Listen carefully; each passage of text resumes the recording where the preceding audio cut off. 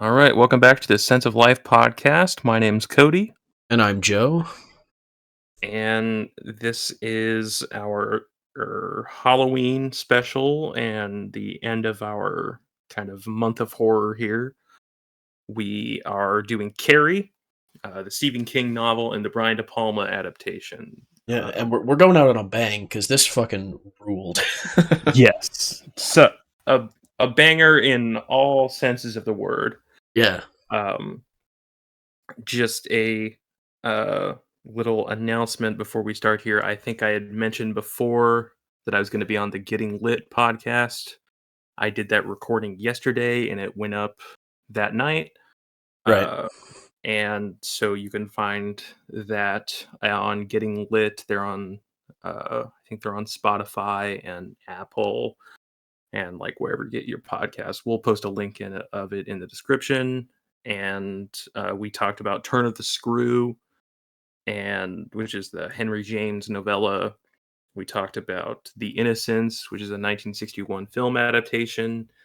And then we talked about The Others, which was a Nicole Kidman leading kind of twist on the story. Not exactly a direct adaptation, but uh, a good movie nonetheless. And it was a pretty cool chat. And uh, Nice. he's a cool guy, Yeah. and we had a good time. So check that out. But before you do that, listen to us here. Yeah. I guess one other announcement, which isn't really an announcement because it will be heard when the video is already up, but I guess just more of an explanation. Usually these go up on Mondays, but figured Halloween itself being on Tuesday, we would just upload it on Tuesday instead.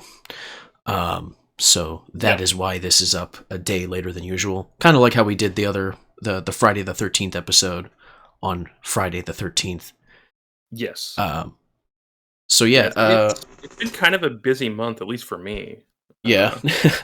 I was on 2 separate podcasts this month, which is pretty crazy. Yeah. Um, 3 if you count this one. yeah. the least important one. All right.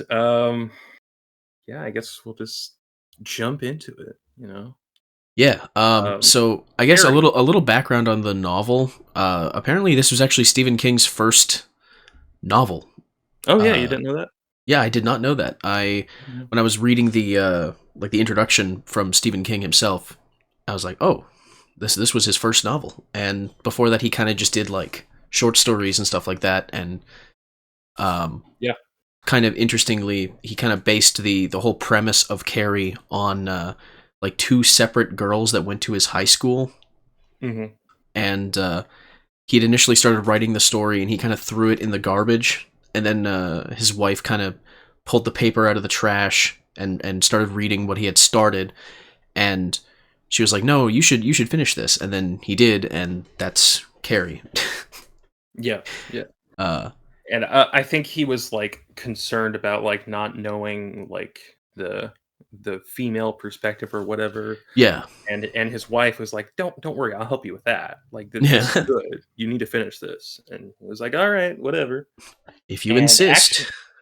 Actually, I think what happened was this book came out in let me look this April up of 74. 74. And then when did Salem's Lot come out? The book. So that was his second novel. Salem's Lot was 75. Okay. Okay. So he releases Carrie in 74 and then Salem's Lot in 75. He is not a big sensation yet. He's got a couple like books that are selling well. Mhm. And then the De Palma film comes out in 76. And Right. that's when the real sales start. So like those 2 years between Carrie and the movie, he's still living like kind of poor in that time period. Just interesting to think about. Yeah, it's really interesting how quickly from his first novel to like being successful, like super successful he was, because I was thinking, oh, the Carrie film came out in 76. I was assuming the novel was a bit older, but no, it was like they started working on the movie when the book was like only like a year old, really. Yeah, it was definitely like one of those it was definitely a bestseller when it came out, but it was not they were not like out of the woods yet. So he wasn't the like Stephen King we know today Right. until 76 when the movie came out. So overall, what did you think of the book? Um, when I read the book, when I made it to the end, I was like, it's been a long time since I've seen the film, and Mhm. I was like, man, how's the film gonna like um how is the film going to like hold up to this? Like, how is it going to even hold a Yeah, candle to yeah. this? Because this was like a damn good book, and of course, you kind of have to judge the movie as its own thing. Right. Not that you would really be hindered in comparing it, like to that it would be a handicap to the film to do that because it's a Brian De Palma film and it's really fucking Yeah. good too. Yeah. But yeah, the book was a surprisingly fast read. Yeah, I I mean, agree. it's not a long book by any means, but like even with the like less than 200 pages it kind of just flies by. You barely feel like you're like you've made a significant dent, and you're like, oh shit. Yeah, um, I think I read the first half of it over, like, 3 days, and right. then I, like, had a couple days off where I just kinda didn't feel like reading, and then I finished it in, like, 1 day, Mhm. and that was, like, just 80 pages or so just flew by. Yeah, And I man. just it was so good. Um, I really liked how the book kind of would switch to different perspectives on the event, as if it's like piecing yeah, together interviews and like there was the Carrie White Commission, as they called it in the book, where it's kind of like yeah, this sort of yeah. investigative body, uh, overseeing the whole thing. And um, there was like a book that was, I think it was From the Darkness, um, Explosion from the Darkness or something like that. I can't remember what Yeah, something they like said that. the title of the book quite a bit, and somehow I've forgotten it. But Yeah, De Palma describes it as, like, it's playing in flashbacks, which is largely true. yeah, it kind of reveals information to you before it happens, but still holds your suspense in the scenes where what you've already been told happens. Like Yeah, it I it's incredible, really. yeah, I talked about it a bit when I was on Getting Lit, but it was a really the whole book was a really good example of, like, what Quentin Tarantino talks about with suspense, where Hmm. you're or, like, tension, where you're, like, trying to hold this rubber band together, but pulling it apart at the same time, and then if it ever breaks, you've kind of lost the audience, and this book, it never breaks that tension, and it just kinda until it, like, relaxes by the end, and we kinda go off into the, like, just the end of the novel, but you never it never overstays its welcome, and it never, like, lets up either. Yeah. it And I also think there was kind of like an epistolary quality to the novel with all of those, like, different, like, perspectives on it. It felt like reading, like, Dracula, where it's coming from letters and diary entries and stuff like that. Right. Not sure if that was intentional, but that, it seems like it might be, and it was really cool. Yeah. Do we want to kind of just give a brief plot description, I guess? I mean, Yeah, sure. as far as Uh, it's a very basic story, like yeah, yeah. in its essence. It's a short book, so it's got a pretty simple story. Just essentially, the story is about Carrie White, who is like this kind of awkward teenage girl whose mother is a Christian fundamentalist crazy lady, and Yeah. she has kind of hindered her daughter's development her entire life because of Mhm. her beliefs and how those manifest in reality. And And it she also, oh happens that she thinks she might have this, psychic telekinetic ability that is kind of may or may not be connected to, like, her menstrual cycle, which is, the kind of part of the key kind of inciting incident if you're like a screenwriting guru or whatever. Yeah. Only the Uh, gurus know about the inciting incident, dude. and Uh, actually, this is kind of crazy. I'm on the like we always have the Wikipedia pulled up. yeah. On the movie Carrie, it says adapted from Stephen King's 1974 epistolary novel of the same name. I didn't even read that, and I I didn't know. So it was intentional, 100%. Yeah, yeah. So that's cool. I mean, as far as like the plot kind of going from the inciting incident of like her telekinetic powers like developing once she has her first period, and everyone Yeah. like kind of mocks her because she didn't know what the hell it was because her parent her mom never told her. Yeah. And I think they kind of make a point in the book that like it during moments of like intense stress is like when these sort of telekinetic powers manifest themselves. And the one of the girls that kind of laughed at her in the locker room uh is like the only one out of all of them that feels guilty about it. And she gets in trouble and like she can't go to the dance, but she gets her boyfriend to go to ask Carrie to the dance, to the prom anyway, Yeah. as some sort of like atonement. And shit hits the fan at the Yeah. at the prom. It's I Yeah. like how the actual prom night is like part two of the book because it's kind of split into like there's part one and part Yeah, there's two no is like there's no real chapter breaks in this, which I noticed. yeah, very interesting. Yeah. It's kind of neat because when you watch the movie, the the percentage of the movie devoted to the actual event of the prom is way less than how much of the book goes through describing that is basically exact same events. Yeah.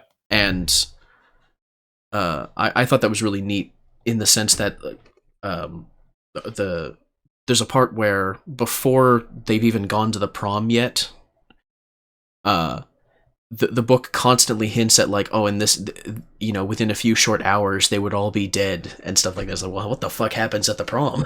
Like, a bunch of people are going to die, and Yeah. it even says like most of the ones that survived that year's like that graduating class's year were people that just didn't go to the dance anyway. So it's like, oh shit. So like most of the people that went to this thing died, and it slowly gives you that information. It even reveals that the boyfriend Tommy, it says that he dies like way before he actually is killed in the book. She's like, oh shit, well how the fuck does he die? So Yeah. Yeah. it's kind of hard to explain really. It was just a really fun read. Yeah.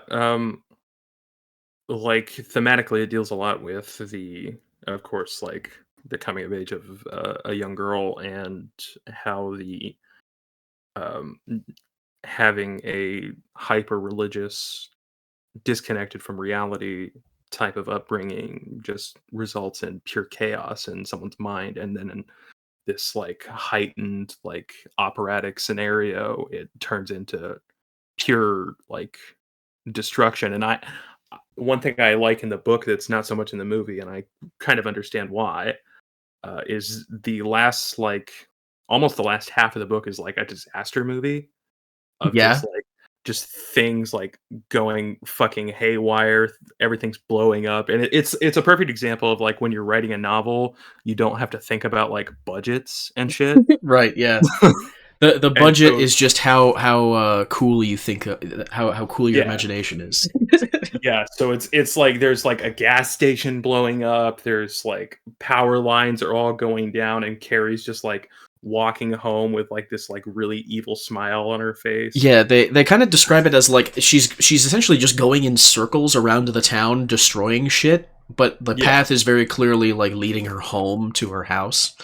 Um yeah, and she's setting off gas stations blowing up. She's like shooting like she's blowing up all the fire hydrants so that the firefighters cannot put out the flames. And in the movie, it kind of just goes from the chaos at the school and Hmm. the gymnasium being lit on fire to her walking home and arriving at home, and there's not really any town-wide destruction.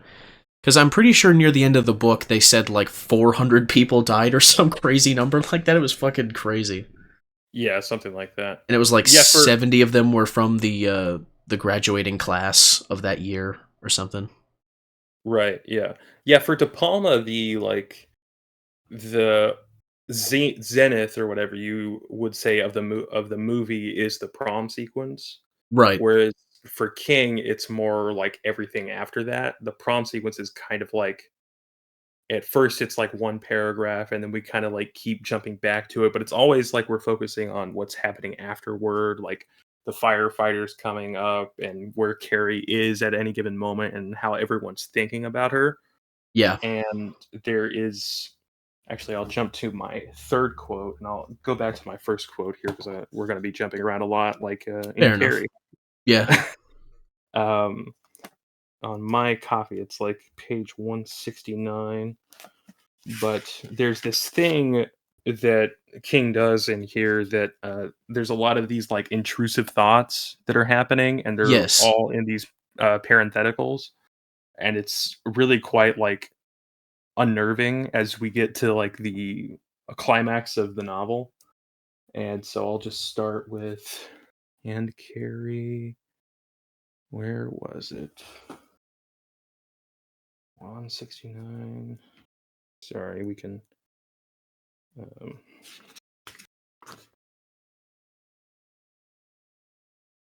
yeah. Okay.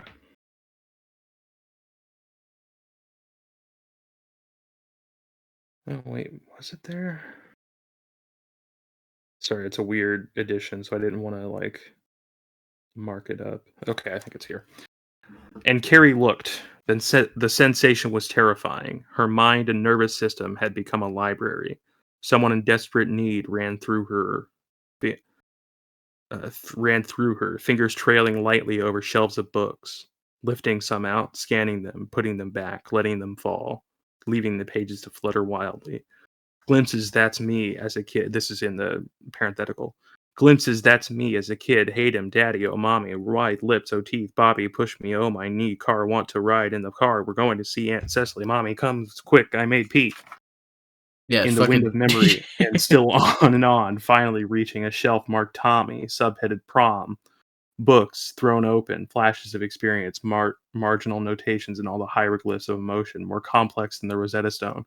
So just every once in a while, that was like the most extreme of the parenthetical that happens. But Carrie, and as we find out, like all of the townspeople are kind of having these same versions of Carrie's like um, intrusive thoughts, basically, that just kind of jump in and like they break up the flow a bit and then you get back to because it'll like literally be in the middle of a sentence Yeah. like um there is like do I see one here? Okay, there's not one that I'm seeing right now. Oh yeah, right here. So the sentence starts with and then the light was gone and the last conscious thought had been sentence break, mama I'm sorry where, and starting the sentence again and it broke up and so it's like this really cool like little uh, stylistic touch that Stephen King puts on this.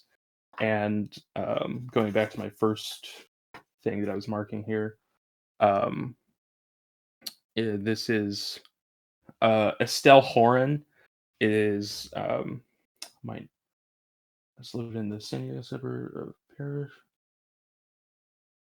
and we might cut off this part here, just the dead air because I'm trying to remember who this is. Estelle Horan. That's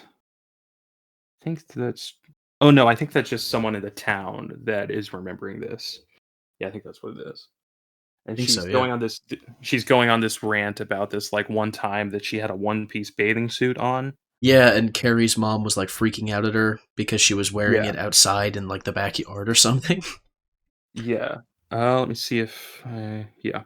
There are times, she says, when I wonder if I might have caused it. Their backyard was next to ours, and Mrs. White had put in a hedge, but it hadn't grown out yet. She called my mother dozens of times about the show I was putting on in my backyard. While my bathing suit was perfectly decent, prudish by today's standards, nothing but a standard old one piece Jansen. Mrs. White used to go on and on about what a scandal it was for her baby. My mother, well, she tries to be polite, but her temper is so quick. I don't know what Margaret White said to finally push her over the edge. Called me the whore of Babylon, I suppose. But my mother told her out yard our yard was our yard, and I'd go out and dance the hoochie coochie buck naked if that was her pleasure and mine. She also told her that she was a dirty old woman with a can of worms for a mind. There was a lot more shouting, but that was the upshot of it. So Stephen King's very funny as well. Um, and that actually reminds me of there was this. This is probably a few months ago. I think there was this video going around of this one like family. They were out at the beach or whatever, and their daughter, she can't have been older than like 13 or whatever, was, I think she was wearing like a two-piece bathing suit. She's not on the camera at any time, but the family's taking this video of this mom like ranting Yeah. about this young girl in a two-piece bathing suit, about how it's like going to destroy her son's mind or whatever. It, Yeah. that just like reminded me of that whole thing. Yeah, all of the dialogue, even like characters remembering what their mother said, like in that sequence Yeah. there, it all feels very real and very like small town. It's very authentic to kind of like the quirked up 70s white person vocabulary, you know, like and I think I've heard it described as like the all shucksy doodles kind of yeah, thing that that Stephen Tommy King literally used. says "aw shucks" in the film. Yeah, yeah. Yeah, it it definitely gave off like a very authentic quality in that sense, and I found that scene funny as well when I read it. The mother just freaking out because it does paint a vivid image in your mind of just like this psychotic lady just freaking out. Yeah. um, Um, hang on, sorry, I'm looking up something here. it's all good. I have another quote that I was going to say, but I can't figure out which one I was talking about. Oh well, it's probably not that big a deal. But yeah, the the book's just like amazing, and uh, Stephen King is kind of like cringe and annoying now because he tweets, but and apparently all of his like new books now are like about how Trump is ruining the world or something. Um, so that can't be readable. But Mm. there was a time when Stephen King was on the up and up, and for good reason. And I think it's important to remember that. Um, yeah. Yeah, he's on Ron Perlman levels of fucking deranged right now. Yeah. But it's like he used to be like one of the fucking best American authors just out there. And he was cranking shit out like it was nobody's fucking business. Yeah, and this first Stephen King I've actually read. Yeah. Well, technically, I listened to his On Writing, Memoir of the Craft, his book about writing. Yeah. It kind of makes me But want to read more of his old stuff. yeah, I've got this collection here with Carrie, Salem's Lot, and The Shining. Yeah. Uh, we might honestly just like make it a series of like whenever we want to read a Stephen King book, we'll just do the Stephen King book. Sure. Um, Sounds cool to me.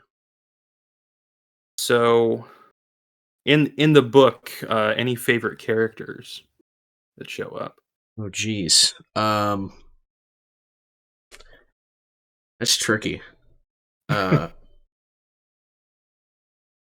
I don't even know if I would really describe it as a kind of story where you would have like a favorite character.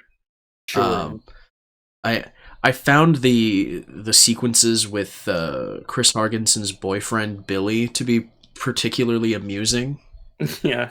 where like he's just like this fucking piece of shit. Like he's just the biggest piece of shit. Yeah. It's just like She just loves this guy who's just an asshole, and Yeah, his like the scene where they're collecting the pig's blood to put in the buckets to dump on Carrie. yeah. In the book it was 2 buckets, but in the movie it was just one. Yeah, Uh, and in the book, there's a moment where it's specifically described where Tommy gets, like, hit in the head, and we're not entirely sure if that's what killed him. Like yeah, I think it's definitely described in more detail in the book where like the bottom lip of the bucket was like the very edge of it hit him on the skull and like cracked the skull, and yeah. that's what killed him. Um, in the movie, it's less obvious because the bucket did not look to be like particularly heavy, but Yeah, and who I knows? don't think the bucket hit him at all. I think he just got splashed in the movie. No, no, he definitely got hit by the bucket in the movie. Oh, did he? Yeah, Oh, maybe because I wasn't like paying attention. in the scene, the blood mostly pours on Carrie, and then like all of the audio cuts out, and she's just kind of looking around, and you see there's a shot of the camera looking directly down at them from where the bucket was, and Tommy's looking directly up at the camera, and then the next shot is him kind of pointing up and kind of yelling to the crowd. You don't actually hear what he says, but it clearly looks like he's saying, "What the hell's going on? Like, what's that?" And then the bucket falls and hits him on the head, and he starts to catch himself on Carrie, but then he just falls over completely, and that happens in the Oh, movie. okay, yeah. Yeah, Alright. uh, Um, fresh in my mind because I watched it like an hour ago. sure, yeah. Yeah, I I, I can't necessarily say I have any favorite character. I guess in the movie, the favorite would be the gym teacher because she fucking slaps Nancy Allen. it was The pretty funny. smartest She man. kind of does the same thing in the book, but it's Yeah, yeah. presented a lot more comedically in the movie where you actually Yeah, get to see someone get slapped, and she's just like, "What the?" She's like, "You can't do this to us," and she's just like, if you keep talking, I'll fucking knock you down." yeah, I think I've mentioned, this, one thing before on the podcast, but, it reminded me of that scene in Polanski's The Tenant Yeah, where where he slaps the Polanski's little character fucking he kid. slaps the little boy. Yeah, He calls him the spoiled little brat and walks away. yeah, It's amazing. Um, yeah, I mean, everyone always talks about this and, like, differences between the book and the movie. The character of Carrie in the book is this, like, kind of, like, schlubby, pimply, kind of fat girl. Um, I I think it's kind of described as, like, she could be somewhat pretty if she, like, knew how to present herself and her mom wasn't a bitch. right, Um, but in the movie, she's Sissy Spacek, right. who is not, like, conventionally beautiful like Nancy Allen, but, like, she's not bad looking. She's like, a specific type of, like, '70s girl. 'Cause I think, De Palma had seen Altman's Three Women. Hmm. I wanna or that might Three Women might have come out after that. I might be thinking of something else. Hang on. According to Wikipedia, she's also cousins of fucking Rip Torn. I don't know if you knew that. Oh, yeah, that sounds about right. I think he saw Badlands. I think that's what it was. The Okay. Terry Malick movie. Yeah, he would have seen Badlands. Um, yeah, so I think what happened was actually Altman saw Carrie. That might have been what it was. Um, and so she always plays these, like, kind of odd characters that only a '70s actress would play, and De Palma's version of Carrie White is one of those. I remember there was, like, some, like, I don't know, like, fat acceptance tweets going around Yeah. of, like, because I think there's gonna be another Carrie adaptation. There's been, like, 4 Yeah, and a musical. and they want Carrie to be fat in the new one. Well, yeah, there was, like, words going around of, like, Hunter Schafer, the trans girl from Euphoria, Yeah. being Carrie, which, alright, that's fine, I guess. But there were people being like, the bad thing about the De Palma one is Carrie's not fat, and it's like, well, I mean, it's a De Palma movie. De Palma's not gonna cast a fat girl in the movie. Like, it's not gonna happen. Uh, I can't imagine being so fucking lame that you could look at a fucking Brian De Palma movie and be like, oh, he didn't cast a fat woman in this movie. What the fuck? Like, I mean, I can imagine being that lame because that's the zeitgeist of the world we live in today. I guess. I just can't like put myself in that headspace because it's so fucking lame. Like Yeah. it's kind of a shame that this generation lacked proper bullies that would like tell these little fucking whiny pieces of shit to like shut the fuck up. Which like my saying that is antithetical to the fucking point of the book. But like Yeah. the world is full of annoying motherfuckers now. And Well, like Carrie didn't deserve it. These dudes do. that's true. That's true. She didn't really do anything. She just kind of was awkward, and her mom like put poisonous fucking weird anti-life ideas in her head. The funny thing is, there are points in the book where characters describe Carrie as saying that other people are going to go to hell, but like she never really does that in the book. She's not really going around proselytizing Christianity to people. And I don't know if like outside of the narrow perspective of the story that she was like that, or if that's just like people applying how her mom is to her. Yeah. I have no idea. It's definitely like a more like female bully oriented story. Oh yeah. And kind of like the there was this is something that Jordan Peterson has said, to bring up Jordan Peterson in the fucking Carrie podcast episode. Hell yeah. Where he basically said like male bullying and stuff like that kind of manifests itself in physical altercations and stuff like that. But because women are like weaker, their form of bullying often manifests in reputation destruction and gossip and stuff like that. Yeah. And that's very much like the entire premise of this story is like the whole humiliate Carrie White once and for all kind of thing with the pig blood and all that. Yeah. That was kind of in the back of my mind while I was reading the book, and I don't know. I thought that was neat.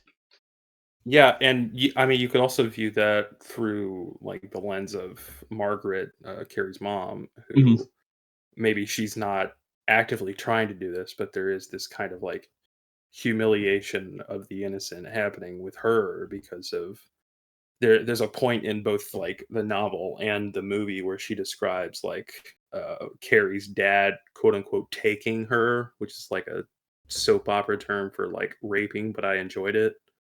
Yeah. So she thinks she's like cursed with sin because she enjoyed this like crime that happened to her or whatever. Right. And it takes all of that out on Carrie and like just completely shatters her self-esteem, like calling like her boobs dirty pillows. Yeah. That whole thing. Yeah, I think she only says it like once in the. Yeah, it's like a throwaway line in the movie, and it's like a constant, like intrusive thought for Carrie throughout the novel. Yeah. It's like the weird idiosyncrasies of the mother are like constantly manifesting as like intrusive thoughts throughout the book, and I really liked being in the headspace of Carrie through the entire, well, maybe not the entire story, but the parts where you are, in her perspective, which is a decent chunk. Yeah. One of the things that I love about the different, like jumping to the different like news clippings and stuff is how this is like one of those like really lame, like one of the good modern Stephen King tweets about world building being bullshit. But this is going to be like a pro world building point here. The way that people talk about telekinesis in Carrie, it's not like this like magical thing or anything. It's like, oh, this is a new scientific discovery, and they're right, like, with like the TK gene that they've managed to isolate. Yeah, and they have like very specific ways that they're talking about it, and it feels very real, very like how the TL or whatever of 1974 would have like been discussing the discovery of this new The concept. TL of 19... I didn't even know what the fuck you were saying for a second there. I was like, what? The TL of 1974, is that the Yeah. title of the episode? Jesus Christ, I Uh, hope not. um, but yeah, like the just like discourse or whatever of a new scientific concept that has like ramifications for reality and like culture generally is talked about. Yeah. It's kind of like grounding the world in reality rather than it being this kind of like amorphous concept that you don't really have to quote unquote explain. Yeah. So I found I maybe it's only in the execution here because I could see that happening somewhere and it feeling kind of forced, but somehow Mhm. it just really works for Carrie. Yeah. Um, I found it kind of interesting. Now, obviously, we both said we have not read much Stephen King, but neither the Yeah. book or the movie really felt like horror to me. It more just felt like a No. horrendous tragedy happening to this poor, like, unknowing child. Yeah. Yeah. And I guess the movie has like a jump scare at the end, so it's like, oh, that's scary. And like the Yeah. way that the I prom mean, scene is shot is kind of scary or like horror adjacent oriented, I guess. But it, yeah, I like guess the horror it's a of it is thriller. that it's a tragedy. Yeah, I mean the movie is a thriller and the novel is basically a tragedy. Yeah, Although I argue a like the supernatural tragedy, yeah. which I guess is horror. The I would argue like the disaster movie parts of like the latter half were quite horrific and Sure, yeah, I uh suppose. yeah. And I like well, I don't know if I like. It's a the two main things that De Palma takes from like the ending of the novel are the scene where Chris and Billy, I think, Yeah, uh, John Travolta. yeah, John Travolta, Forgot who John Travolta was in the movie. ev- I always forget John Travolta's in this movie. He just kind of shows up and he's a douche and he like slats around Nancy Allen and it's kind of funny. And she gives him a blowjob while constantly saying his name. Yeah, which is kind of impressive to be quite honest with you. Yeah, and then the scene ends with her saying mid blowjob that she hates Carrie White, and he's like, "Who?" And then the scene ends. Yeah. I thought that was great. De Palma throwing in some comedy there. Who? Who? Why the fuck are you telling me this Um, now? so there's the scene when Chris and Billy are trying to run over Carrie. This is described in the novel, and she like twists him around, and every time she uses her telekinetic ability in the It's a movie, flex. it Or plays like a version of the Psycho theme. yeah, it plays like a little sting. Yeah, in the I thought you were gonna go with in the book. She constantly describes the usage of her power as a flex. Yeah, that's another great thing about the book is like how they describe how she actually uses the power. How she feels like she is flexing her mind, basically. Yeah, yeah. Uh, It's like in the book, flex, Billy was flex. driving, and Chris was like, like run that bitch over or whatever. And then Right, yeah. in the movie, like he was completely hammered. He was in like the passenger seat, and she was trying Yeah. to run Carrie over. And it's actually kind of interesting how close they get to hitting her before she just turns around and Yeah. instantaneously the wheel is just jerked completely to the side and they're just rolling and then they blow up. Yeah. Crazy. And the other part after the prom that De Palma takes is her going home to the mom, Right. and she, like, crucifies her with, like, the butcher knives and whatnot. Yeah, Uh, I honestly don't know which method of killing the mother I like more in the story because like the one in the book there is no like butcher knives flying around a room and like crucifying the mother against the wall. right. Carrie kind of just tells her she's going to stop her heart, and she like slowly, she kind of describes like how the heart is one big red muscle, and it's Yeah, like yeah. you really get it in your mind, like if you had telekinetic abilities and you could visualize, you know where someone's heart is, it's a big muscle in your chest. Like you in a world where telekinesis exists, you could conceivably believe in someone just like looking at someone and just slowing their heart down until it stops. And I think the way they describe it in the book is very compelling and Yeah. better for the book, while the knives flying everywhere and the crucifixion and like the visual element of that works better for the movie. So Yeah, I think both methods work for the medium that they were made for, if that makes it's a sense. very, like, clear distinction of, like, novel, like, this is a Bret Easton Ellis talking point, but, novels are really an exercise in consciousness, and Yeah. movies are a visual thing, or put a more, like, blunt and obvious way is, books are internal, films are external. Yeah. So this description of, like, um bodily functions ending. It actually even reminded me of that scene in Audition where she's like driving the needle into Right. his skull and is like deeper, deeper, deeper, deeper. Yeah, yeah.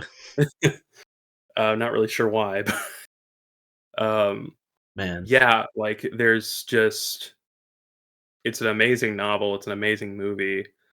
Um, I think we'll finish up with talking more about the movie here, unless Yeah, you have anything else to add about the book. I don't think I have anything else to add about the book. As far as the movie, I think mostly what I have to say is about like the prom scene, just because it's Yeah. like it is this crazy spectacle Yeah, to behold. and so the movie is really like about in the way that like Psycho is about the shower scene, Carrie is about the prom scene. Like that's the whole reason for the movie. Although I think De Palma came up with the idea, most of the idea for the movie by taking like a group shower, which is or like he was at like a I don't know. He like described some like taking a shower somewhere and the opening shower scene which is like a um weird 80s like perfume commercial ass like look at all these teenage girls dressing Yeah. so like no way that anyone would do this today of No. how this movie starts.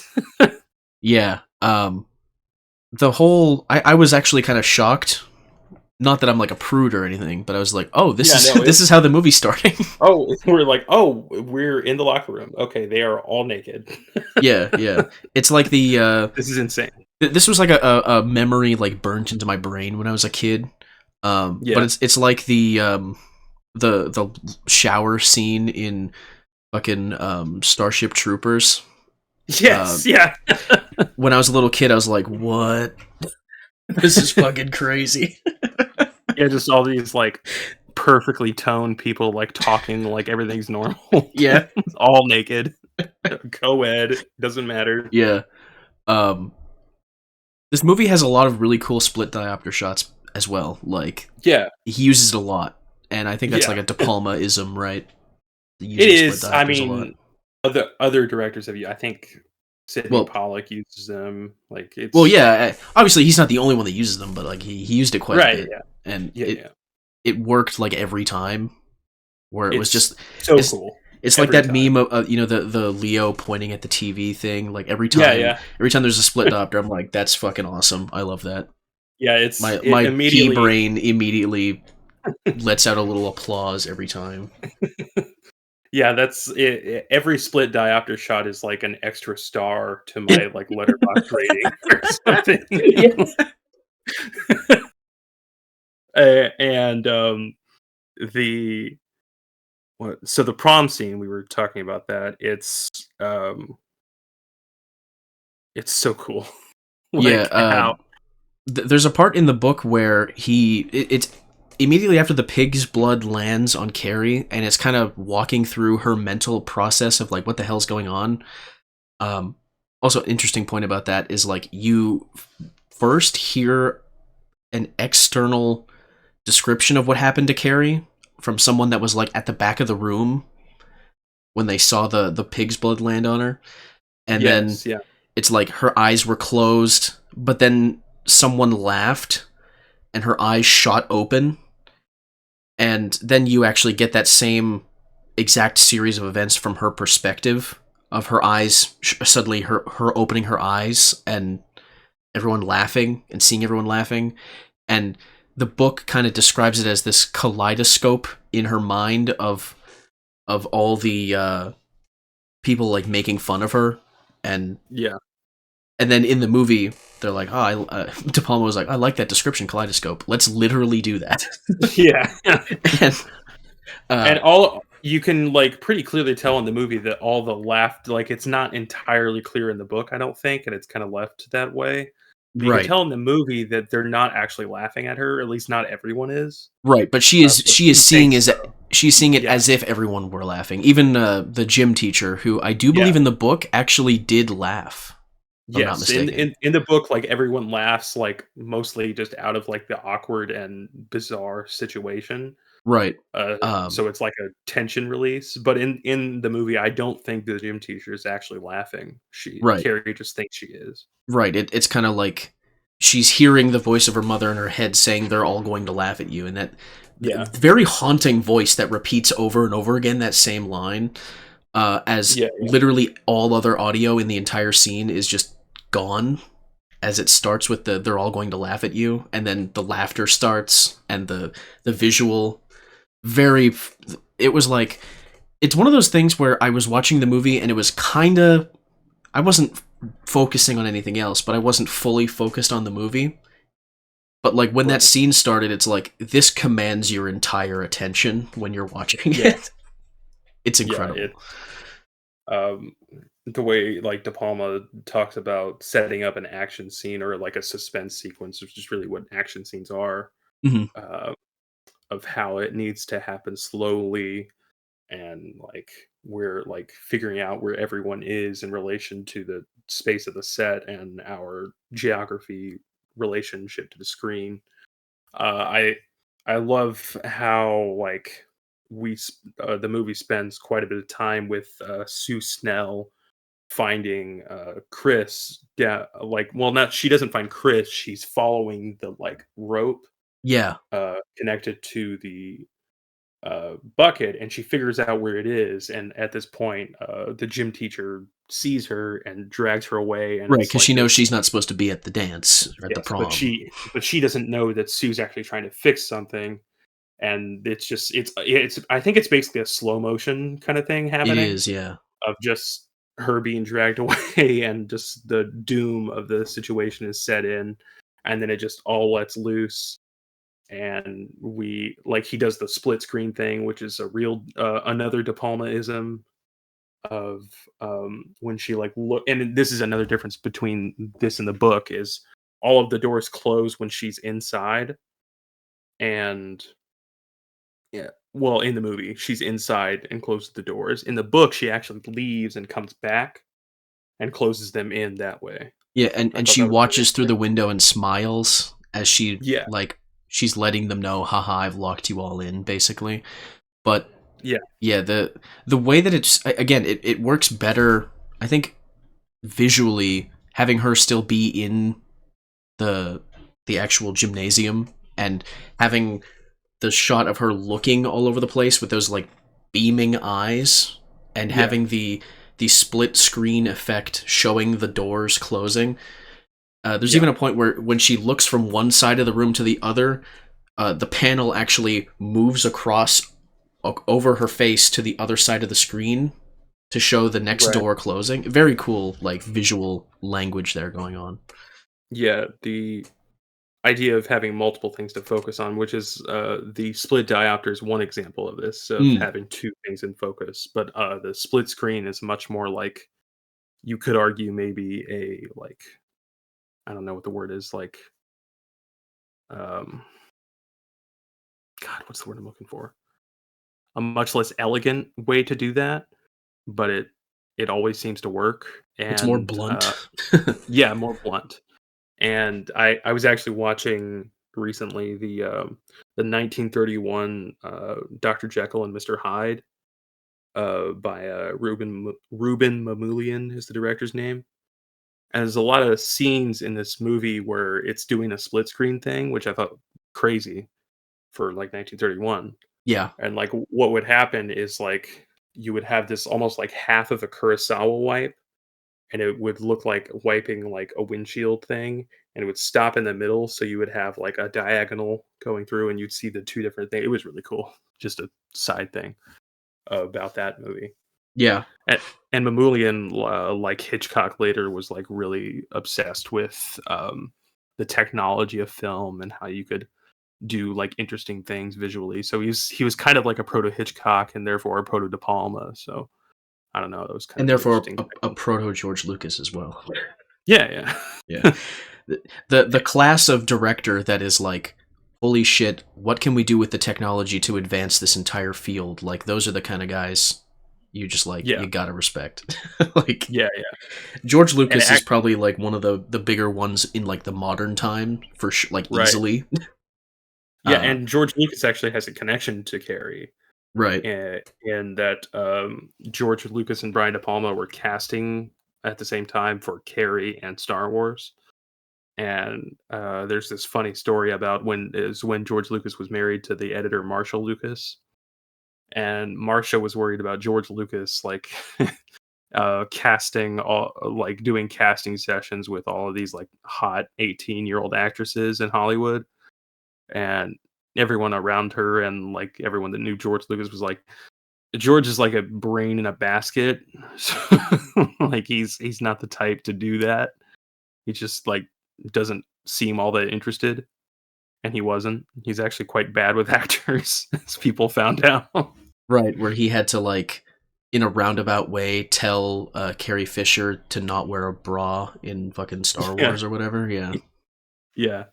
And also, De Palma, like when Lucas was making Star Wars, De Palma told him like, "Look, I know you want to do this like start in media res thing. Like, I get it, but you got to do something to like get people initiated." And that's where the front crawl came from. And De Palma helped write the front crawl, apparently.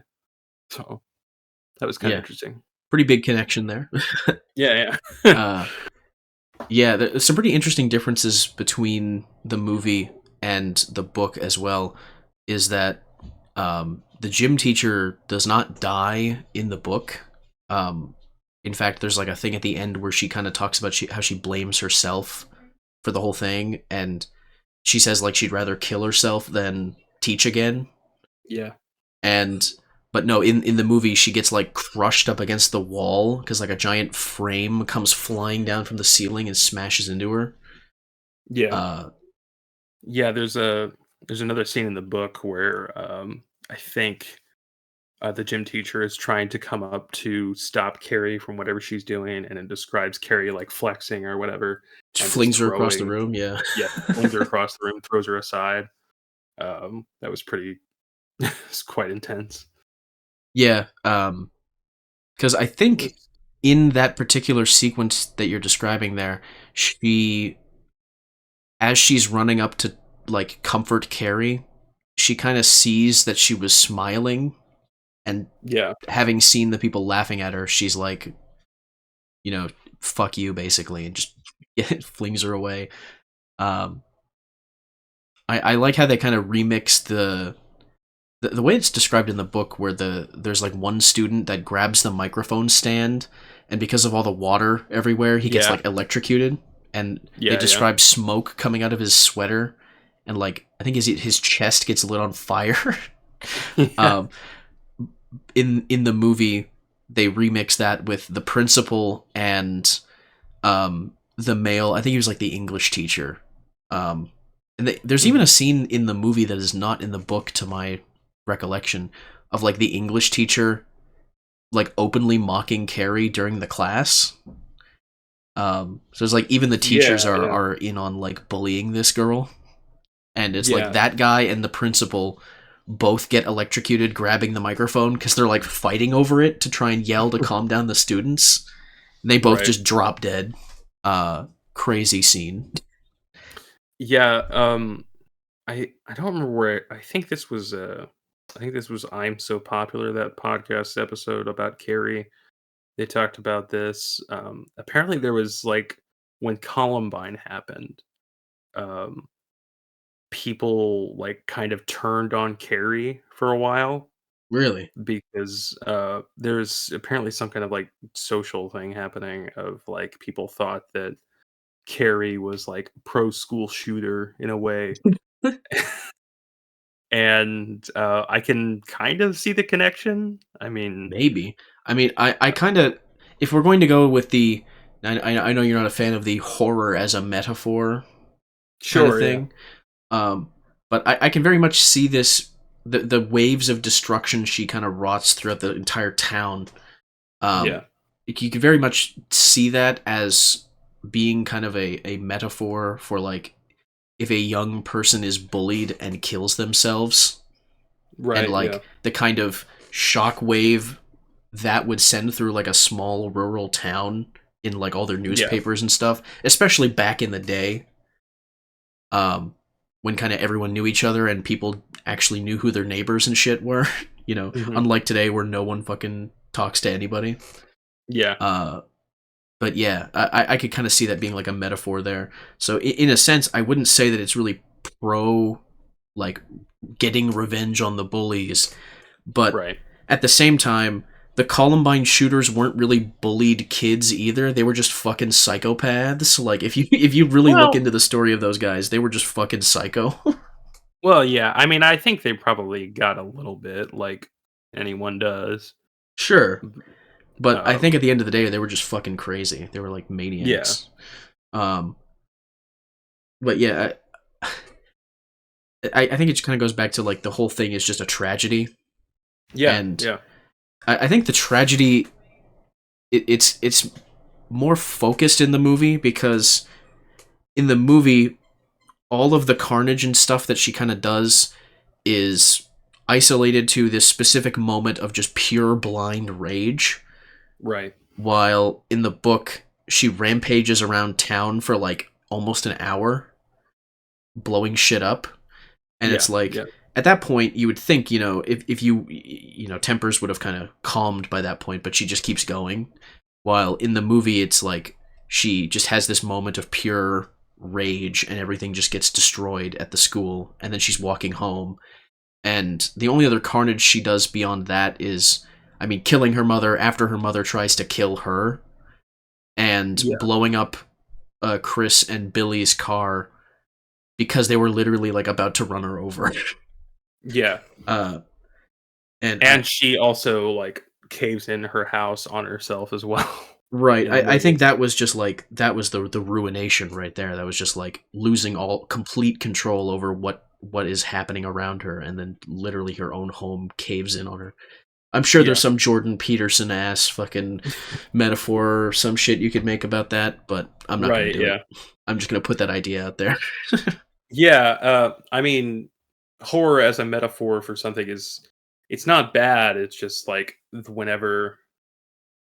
whenever it's used nowadays, it always It's I overused and it's usually really lame. it's lame, it's overused, and, like, the metaphor is always really obvious, and What was that thing you were telling me about the other day? It's like, dude, can you believe that Jordan Peele movie it's uh about racism or is about whatever. racism? Like, no Yeah. way, dude. You're kidding, right? That's crazy. I Uh, never would have made that connection unless you had told me. yeah, I think Glenn said that on my Rare Candy appearance. Yeah. He was like, "Can you believe the villain in the new Jordan Peele movie is a slave owner?" Yes. I can actually. He's not subtle. Mm. Um, what else? Nancy Allen's really hot in this movie. I just Yeah. want to say that. Yeah. I think her and De Palma are dating at this point. Oh, Um, damn. yeah, they were married for a while, I believe. I see that. Then she married a guy Uh, named Craig Shoemaker. yeah. Um, and she Nancy Allen actually in reverse, in the face, and weirdly the actress Sydney Sweeney looks kind of like Nancy Allen, Yeah. like that Nancy Allen could be her mom or something.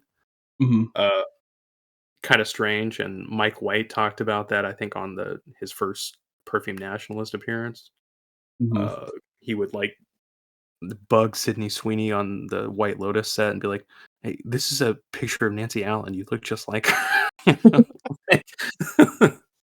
He just takes out his fucking phone and he's just like sticks it in Yeah, her face. He's like, "Look at this. yeah. This is It's crazy. you. And she's like, "Mike, I get it. God damn. I get it." All right, I get it." Yeah. Uh, Uh, is there much else to really I say? don't I don't think so, man. I'm really glad I finally got around to reading Stephen King. Hmm. I never really got a chance to, and I was always kind of afraid to because I didn't think it would live up to snuff or whatever. And it's amazing. Like if he only wrote Carrie, that would be like one a tragedy, but two, he would have like a banger, and Yeah. we would like be lucky to have it. Mm. So go out, read Carrie, watch the movie if you haven't already. Apparently, there was a sequel made that was like not very well received, but it might be watchable. Yeah, I when I was thinking of like how many different adaptations and like sequels and stuff there are, it's like this is so weird. Like Yeah, thinking like what kind of movie this is and what kind of story this is. The idea of a sequel is just baffling. It's like the fuck. yeah. What were you thinking? Apparently, it's about like Carrie's daughter or something, which is Mm. bizarre. Yeah, her daughter she had before. When? Yeah, yeah. When the fucking plot starts with her fucking getting her first period and then dying. Yeah, I suppose one more thing I do have to say about the movie compared to the book is that in the book, Sue Snell, who is the one that felt guilty and gets Tommy to like ask Carrie to the prom, right. she was at home during the actual like school during the prom, while in the movie she actually shows up at the prom when she's not supposed to be there and like nearly stops the entire thing from happening. Yeah, Which kind of compounds the tragedy in the movie that there was like she was so close to stopping this whole thing from happening. But in the book, Sue finds Carrie like dying in a field after having been stabbed by her mother, and yeah, they kind of share this like psychic connection before Carrie dies, and uh, Carrie kind of uh, understands at the end that Sue and Tommy did not set her up, that it was like just they had nothing to do with it, and she kind of just dies calling out to her mother. yeah, Um, but Sue in the movie does not have that closure, and the kind of jump scare at the end is like the trauma that this Sue is going to have for the rest of her life.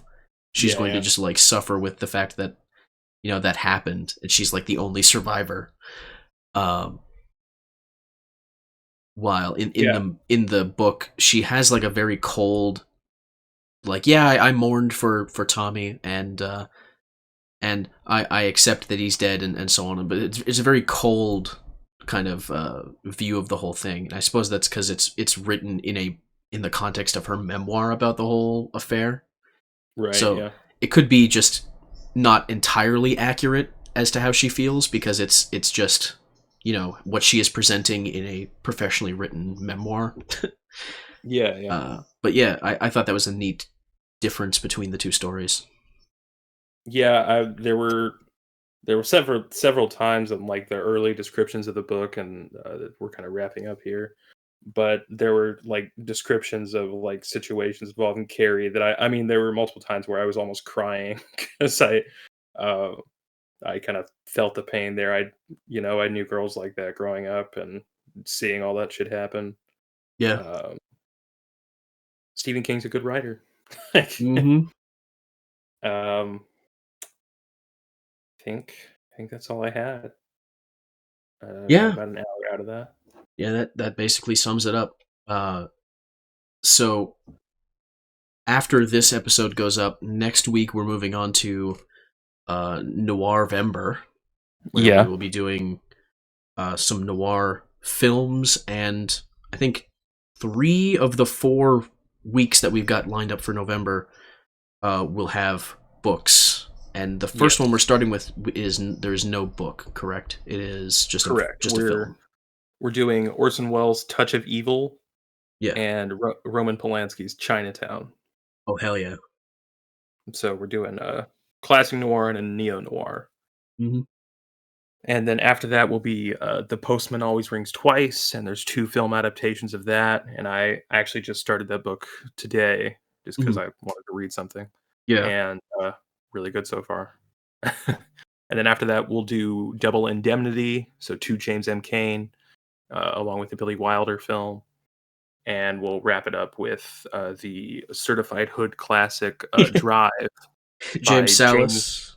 and our good old friend Nick Reffin. Yeah, yeah.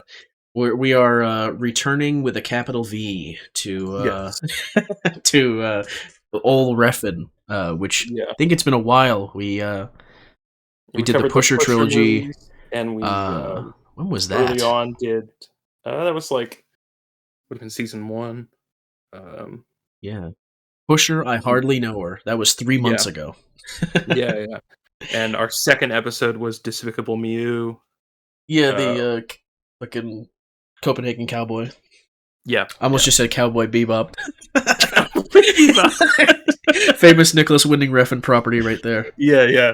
Uh, So join us for Noirvember. All of those books are relatively short. They're like good old fashioned crime novels, so you should be able to knock them out pretty quick. hell yeah. Um, and then I don't know, we'll probably do some cool shit for Christmas. So, Yeah. but we'll get there. Uh, with that said, we're gonna wrap it up for this week, and we'll see you next week for Touch of Evil and Chinatown. Yeah. Awesome. See you next time.